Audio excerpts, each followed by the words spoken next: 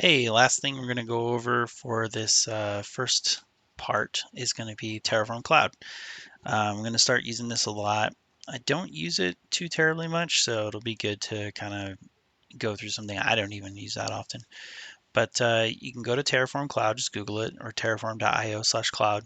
Create an account if you don't already have one, or sign in if you do, and then you just follow the prompts, go through the process to, get a key and do all this other stuff, and then once you are signed in, you can go it'll prompt you to create a workspace. So I created a workspace just called Terraform so we can mess around with it. And then inside that workspace, you have a couple different options. And one of the things I did was I actually hooked up my version control and I selected my Git repo that I've been using for this, which is, I'll put it the uh, in the video description below. I also reference it in other videos, but for my source code, if you need to use it, you can view that there, but you can link that here.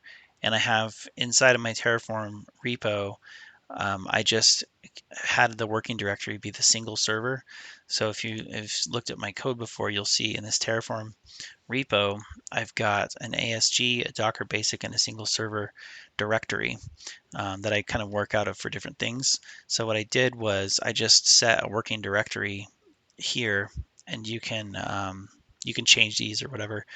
And I'll go into this in great detail, but at least for now, just log in, create an account, get your workspace set up. You can hook up your own repo, and then if you need to choose a working directory, you can do that. Or if you have your repo is just, maybe you don't have working directories like I do, for messing around. If you have a more serious project, you'd have a repo for each one. And then once it's set up, then you can go to runs and you can start a new plan. So this is just like running Terraform plan for the command line. And you can run or create a plan.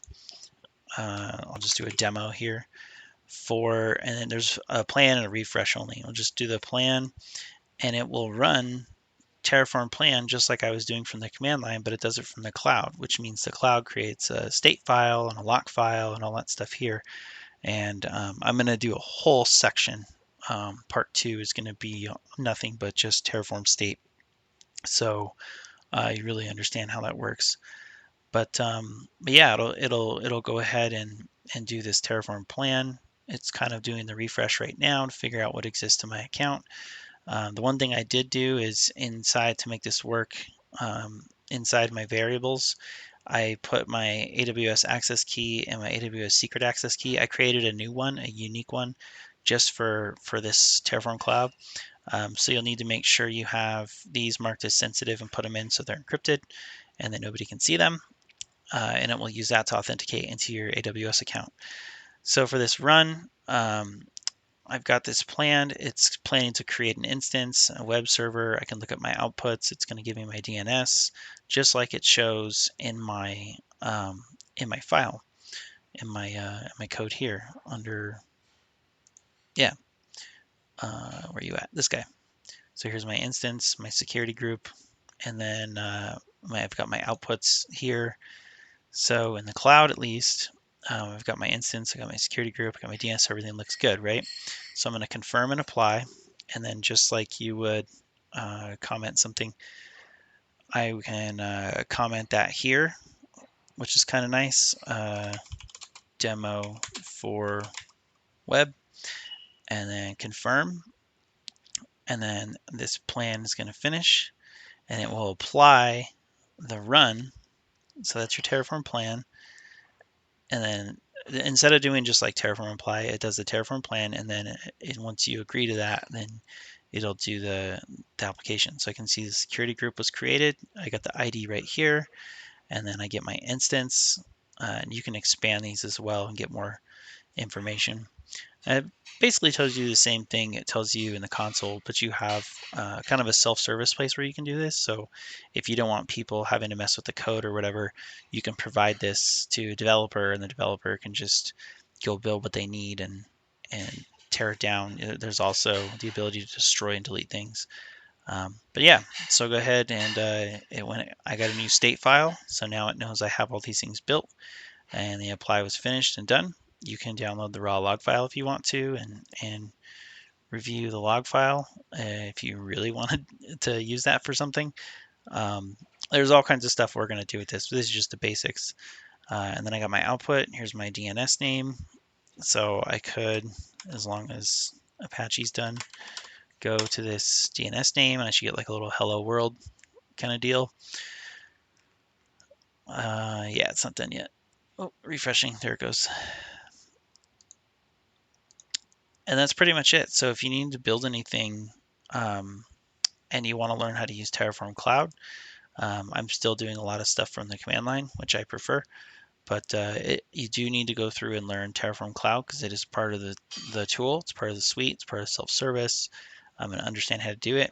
The way I have mine set up, which is kind of unique, is there are some really neat features you can get with it where if you update your repo and it detects a change in the repo, it can do the Terraform plan and apply.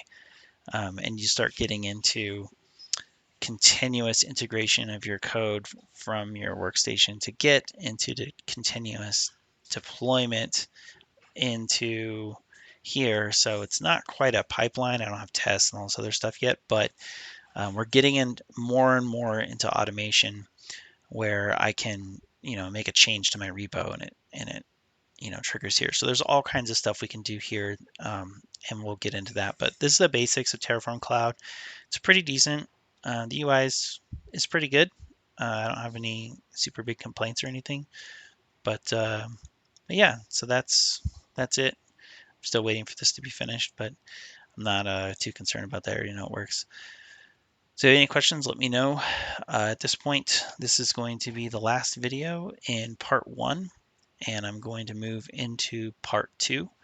Just so you know, as far as what you've covered, um, this will basically cover the first parts of both the HashiCorp Terraform Associate certification, and as far as just building kind of basic stuff, and just getting a feel for all the different features and whatnot. So if you continue going through this and you get through all the different parts of it, I think I'm going to have 6 or 7, then if you wanted to, you could sit for the associate exam.